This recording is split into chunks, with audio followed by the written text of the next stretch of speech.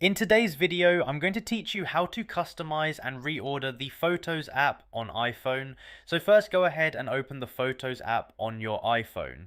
Once you're inside, scroll all the way down to the very bottom of the screen. At the bottom, you'll see an option called Customize and Reorder. Tap on that and it will open a new screen where you can adjust how your Photos app is organized. From here, you can reorder different sections or collections by dragging them up or down based on your preference.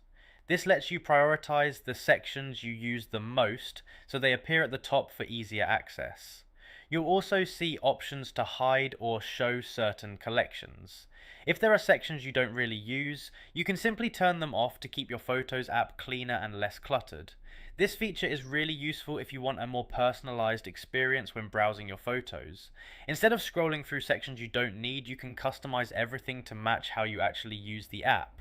Once you're done making your changes, you can just go back and everything will be saved automatically. Your Photos app will now reflect the new layout you set.